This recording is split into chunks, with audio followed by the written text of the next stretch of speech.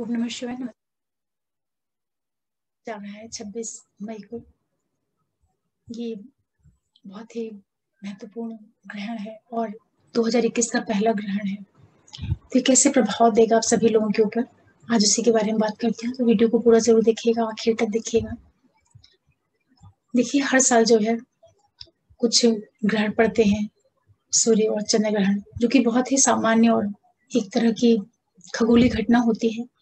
तो इनको बहुत अचंभे से नहीं लेना चाहिए, लेकिन जो कि ग्रहण है और चंद्रमा का ग्रहण है, तो इसका बड़ा महत्व होता है सभी के लिए, हर एक लगन और राशि वालों के लिए। क्योंकि सूर्य और चंद्रमा ही जो दोनों प्लेनेट हैं, मन के और आत्मा के कारक ग्रह हैं, जब इनके ऊपर ग्रहण लगता है तो कहीं ना कहीं चीजें प्रभावित होती हैं। और ये चंद्रमा का ग्रहण है और ये इस बार वृश्चिक राशि में हो रहा है 26 तारीख को। तो मैं आप लोगों को इसके लिए ये बताना चाहूंगी कि जो इस बार का ग्रहण है वो भारत में नहीं दिखाई पड़ेगा और इस तरीके से छाया ग्रहण रहेगा। तो सूतक वगैरह जो है भारत के लिए तो नहीं मान्य रहेगा, लेकिन जिन कंट्रीज में दिखाई पड़ता है या जो लोग इंडिया के लोग यहाँ बाहर रहते हैं, तो वो लोग इसको समझ सकते हैं कि कैसे उस टाइम पे क्या करना चाहिए। तो देखिए, जो ग्रहण होगा 26 तारीख को, इसका जो टाइम पीरियड रहेगा, दोपहर में 2:17 से ग्रहण शुरू होगा और रात के 7:18 के करीब ये ग्रहण रहेगा। पूरा लगभग 5 घंटे और 15-16 मिनट के करीब ग्रहण रहेगा। और विशेष रूप से ये अमेरिका में और जो वेस्टर्न कंट्रीज है वहां पे, चाइना वगैरह, उन क्षेत्रों में अधिक इसका प्रभाव पड़ेगा।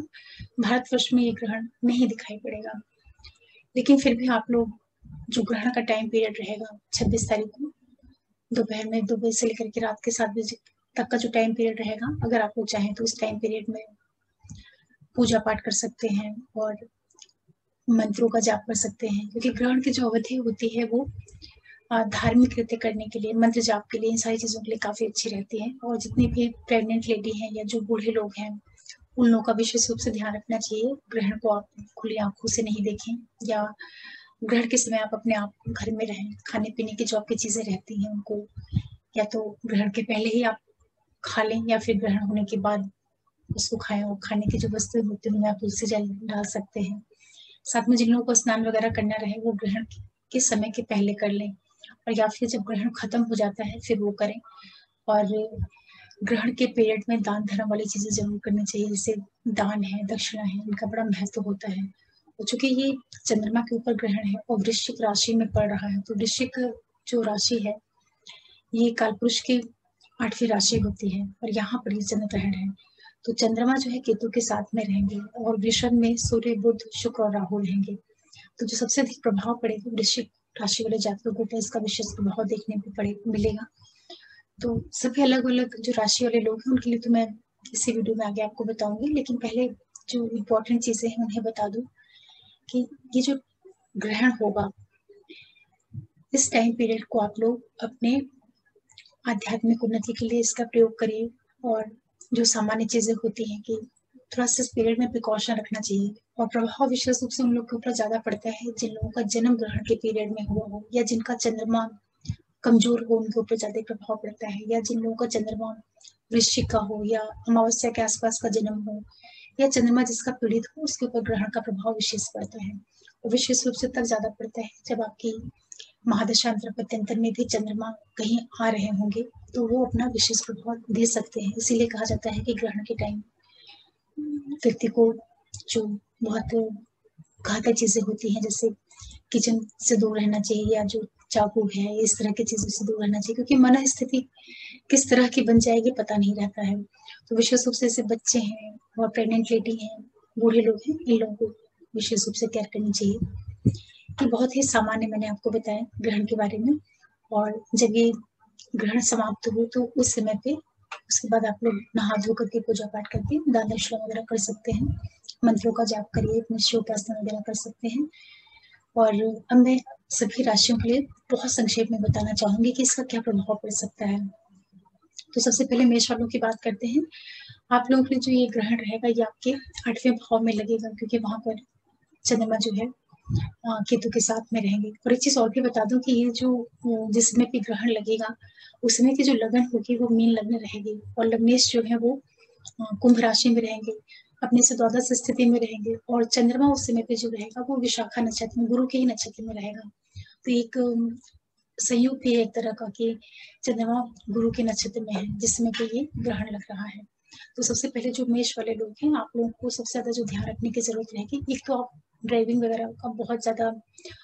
बचाव करिएगा और विशेष रूप से अपनी मदर की हेल्थ का ध्यान रखिएगा, स्वयं के स्वास्थ्य का भी ध्यान रखिएगा, क्योंकि अष्टम भाव आपको कहीं ना कहीं दिक्कत वाली स्थिति में आएगा, तो उसका आपको बहुत ज्यादा ध्यान रखना है।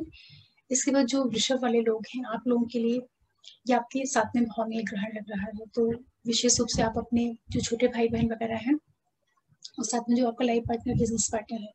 उन लोगों के साथ में थोड़ा सा आप संभल करके व्यवहार करिएगा, क्योंकि उन लोगों के साथ में किसी तरह का तनाव या एक वैचारिक मतभेद, इस तरह की स्थितियां आप लोगों के लिए बन सकती हैं। इसके बाद जो मिथुन लग्न और राशि वाले लोग हैं, आप लोगों के लिए जो ग्रहण होगा आपके 6ठे भाव में बनेगा, तो थोड़ा सा आप अपने जो आपका मामा पक्ष है उन लोग का आपको विशेष रूप से ध्यान रखना रहेगा, उनके साथ में किसी तरह का वाद विवाद नहीं होने पाए, अपने धन से संबंधित चीजों का, जो आपका परिवार है, कुटुंब है, उन चीजों में कोई कमी नहीं आने पाए, इसके प्रति आपको थोड़ा विशेष रूप से सावधान होकर के रहने की जरूरत रहेगी। फिर जो कर्क वाले लोग हैं, आपके लिए जो ये ग्रहण हो रहा है, ये आपके एकादश भाव में हो रहा है, तो कर्क वालों को सॉरी, ये आपके लिए आपके पंचम भाव में हो रहा है। तो जो कर्क वाले लोग हैं, आपको अपने संतान से संबंधित जो चीजें हैं, आप अपने स्वयं के प्रति थोड़ा सा सजग होकर के रहिएगा, अलर्ट होकर रहिएगा, क्योंकि बच्चों से संबंधित कुछ दिक्कतें हो सकती हैं, तो उसका आपको विशेष रूप से ध्यान रखना रहेगा। अपनी बुद्धि को थोड़ा संभाल करके रखिएगा और मदर के साथ में किसी, स्पेशली अपने बच्चों के साथ में कोई बात विवाद आप नहीं करें, इसका आपको ध्यान रखना है। फिर सिंह वालों की बात करें तो आपके लिए ये आपके चतुर्थ भाव में हो रहा है, तो स्पेशली आप ध्यान रखिएगा अपनी मदर का बहुत ज्यादा, उनके साथ कोई वाद विवाद नहीं हो, उनकी हेल्थ को कोई दिक्कत नहीं आए, और इसी के साथ साथ ये भी हो सकता है कि कुछ अनावश्यक खर्चे वगैरह आपके लिए निर्मित हो सकते हैं, तो इन चीजों का आपको बहुत ज्यादा ध्यान रखना रहेगा। फिर कन्या वालों के लिए बात करते हैं, तो आपके लिए जो ग्रहण होगा ये आपके 3rd हाउस में होगा, तो 3rd हाउस में ये ग्रहण होने का मतलब है कि जो आपके छोटे भाई बहन वगैरह हैं, उनके स्वास्थ्य का आपको विशेष रूप से ध्यान रखना चाहिए, उनके साथ में जो आपका संबंध है उसका भी आप विशेष रूप से ध्यान रखिए, क्योंकि उस क्षेत्र में दिक्कतें आपको आ सकती हैं। और इसी के साथ साथ जो कन्या लग्न राशि वाले लोग हैं, आप लोगों के लिए जो आपका बड़ा भाई है या जो आपके बॉसेस वगैरह हैं, उनके साथ में भी थोड़ा सा आपको संभाल करते हुए चलिएगा, क्योंकि उनके साथ किसी तरह का छिटपुट वाद विवाद या वैचारिक मतभेद, इस तरह की स्थितियां हो सकती हैं, तो उसका आपको ध्यान रखना रहेगा। फिर तुला वालों के लिए बात करें तो ये आपके 2nd हाउस में ये ग्रहण लगेगा, तो दूसरा भाव में चूंकि ग्रहण लगेगा, तो आपको विशेष रूप से अपने घर के सुखों के प्रति सावधान होकर रहना है, परिवार में किसी तरह का वाद विवाद कलह नहीं हो, जो आपका कार्य क्षेत्र है उसके प्रति भी आपको सजग होकर के रहना है, क्योंकि ये ग्रहण जो होगा आपके 2य भाव में हो रहा है, तो अपनी थोड़ा ध्यान रखिएगा कि वाणी वगैरह का कि कुछ ऐसा ना बोले कि घर में तनावपूर्ण स्थितियां बने, इन चीजों का आपको ध्यान रखना रहेगा। इसके बाद फिर बात करते हैं जो वृश्चिक वाले लोग हैं, तो देखिए वृश्चिक वालों के लिए सबसे ज्यादा ध्यान रखने की जरूरत है, क्योंकि आपके लगन में ही ये ग्रहण का जो योग है ये निर्मित होगा वृश्चिक वालों के लिए, तो विशेष रूप से आप अपने स्वयं का भी ध्यान रखिएगा और अपने आपके जो पिता हैं, जो आपके फादर हैं, उनसे संबंधित चीजों के प्रति आप सजग होकर के रहिएगा, उनसे कोई वाद विवाद या किसी तरह का वैचारिक मतभेद, इन चीजों की संभावना बन सकती है, तो थोड़ा सा उस टाइम पीरियड में आप संबंधों को संभाल करके बचा करके रहिएगा। फिर धनु वालों के लिए बात करते हैं, तो ये ग्रहण आपके 12th हाउस में लग रहा है, तो आपके लिए जो सबसे ज्यादा ध्यान रखने की चीज रहेगी, एक तो आप अपने स्वास्थ्य का भी ध्यान रखिए, खर्चों के प्रति सावधान रहिए,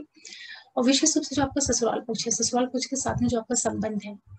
उसके प्रति आपको बहुत ज्यादा केयरफुल होकर के रहने की जरूरत पड़ेगी।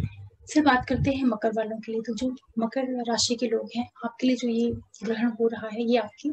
11th हाउस में होगा, तो आपको जो सबसे ज्यादा ध्यान रखने की जरूरत है, अपने लाइफ पार्टनर के साथ, अपने लाइफ पार्टनर की जो हेल्थ है या उसके साथ में जो आपका रिलेशन है या जो बिजनेस पार्टनर है आपका, उन लोगों के साथ में आपकी ट्यूनिंग नहीं खराब होने पाए, इसका आपको बहुत ज्यादा ध्यान रखना होगा, क्योंकि उस भाव को कहीं ना कहीं इनडायरेक्टली प्रभाव डाल सकता है ग्रहण। इसके बाद बात करते हैं कुंभ वालों के लिए, तो कुंभ वालों के लिए देखिए जो ग्रहण होगा ये आपके 10th हाउस में होगा, तो 10th हाउस में होने की वजह से एक तो आप अपने जो आपका ननिहाल पक्ष है, जैसे आपके मामा वगैरह हैं वो, और साथ में आपके बॉसेस, जो आपका कार्य क्षेत्र है, इन चीजों के ऊपर इसका प्रभाव पड़ सकता है, तो उसका आपको विशेष रूप से ध्यान रखना रहेगा। फिर बात करते हैं मीन वालों के लिए, मीन वालों के लिए जो ग्रहण होगा ये आपके भाग्य भाव 9th हाउस में ये ग्रहण पड़ेगा, तो विशेष रूप से आप लोगों को अपने संतान का और अपने पिता से संबंधित जो चीजें हैं उनका विशेष रूप से ध्यान रखना है, कि उनके साथ में कोई दिक्कतें नहीं आने पाई, उनके साथ में जो संबंध है उन चीज़ों का आपको ध्यान रखना पड़ेगा। देखिए, जब भी कोई ग्रहण पड़ता है, विशेष रूप से चंद्र ग्रहण और सूर्य ग्रहण, यही 2 ग्रहण होते हैं प्रमुख रूप से। तो चंद्रमा जब पीड़ित होता है और जिस भाव में ये ग्रहण निर्मित होता है, तो उन चीज़ों को ये थोड़ा-सा डिसबैलेंस करने का काम करता है। हालाँकि जो ग्रहण का पीरियड होता है, वो बहुत छोटी-सी अवधि होती है और इस बार ये करीब 5 घंटे 15-20 मिनट के करीब रहेगा। तो ये जो टाइम पीरियड है इसको पेशेंसली निकाल लेना चाहिए, पूजा-पाठ करते हुए या मंत्र जाप वगैरह करते हुए। और ये चीज़ और भी रहती है कि सूतक का जो अर्थ होता है कि बहुत से लोग सोचते हैं कि जब अपने देश में होगा ग्रहण तो ही सूतक को मानेंगे, कि मंदिर वगैरह के तो दरवाजे बंद कर दिए जाते हैं। तो आप अपने पूजा स्थल पे भले नहीं पूजा-उपासना करें, लेकिन आप कहीं पे भी अपने घर में बैठ कर के मंत्र जाप वगैरह ये सारी चीज़ें कर सकते हैं। इससे आपको फ़ायदा ही होगा क्योंकि मन जो है इससे काफ़ी संतुलित होता है। और इसके लिए जो रेमेडीज़ होती हैं, सबसे बेस्ट होती है कि चूँकि चंद्र ग्रहण ही है, तो चंद्र ग्रहण के जस्ट बाद आप जितनी भी चंद्रमा से संबंधित वस्तुएँ हैं, जैसे चावल है, दूध है, व्हाइट कलर की जो चीज़ें होती हैं, सफ़ेद कपड़े होते हैं,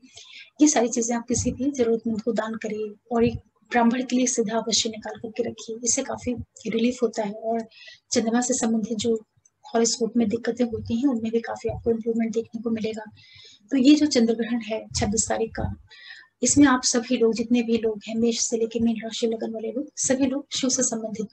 उपाय ज़रूर करिए, उससे आपको काफ़ी राहत मिलेगी, रिलीफ मिलेगी। और विशेष रूप से वो लोग जिनका जन्म जो है अमावस्या के पास या ग्रहण के समय ही हुआ हो, बहुत से लोगों का जन्म ग्रहण के टाइम पे भी होता है, तो उनको विशेष इन चीज़ों की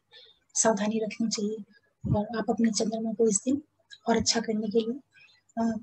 मंत्र जाप कर सकते हैं, चंद्रमा से रिलेटेड चीज़ों का दान कर सकते हैं। ये छोटे-छोटे आप उपाय करिए और 26 मई जो ग्रहण का दिन है, उसको अपने लिए एक अच्छा दिन बना लीजिए, पूजा-पाठ और मंत्र जाप के द्वारा। क्योंकि इसका जो दान है और जो मंत्र जाप है, ये हमेशा अच्छा ही करता है, इससे कभी भी नेगेटिव रिज़ल्ट नहीं आता है। तो आशा कर रही हूँ कि ये चंद्र ग्रहण को समझने में आपको बहुत हल्की सी एक समझ मिली होगी कि कैसे करें, क्या करें, किस क्षेत्र के ऊपर प्रभाव पड़ सकता है। क्योंकि ग्रहण का सीधा सा अर्थ होता है कि किसी चीज़ का डिस्टर्ब हो जाना, डिसबैलेंस हो जाना और जिस भी राशि के लिए जिस पर्टिकुलर हाउस से होता है, उस हाउस की चीज़ों को ये डिस्टर्ब करने का काम करेगा। तो बहुत बहुत कम टाइम के लिए होता है, तो बहुत ज़्यादा परेशान नहीं होना है। लेकिन ये है कि चूँकि चंद्रमा पीड़ित होता है, तो ये 2-3 दिन पहले और 2-3 दिन बाद तक इसका प्रभाव रहता है। और जिन लोगों की कुंडली में चंद्रमा अच्छा है या सूर्य अच्छी स्थिति में है या जिनकी महादशाएँ अच्छी चल रही हैं, उन लोगों को इन ग्रहण का कोई भी नेगेटिव प्रभाव देखने को नहीं मिलता है। आगे आप लोगों से फिर मिलते हैं किसी नए वीडियो के साथ। तब तक के लिए ओम नमः शिवाय। नमस्ते।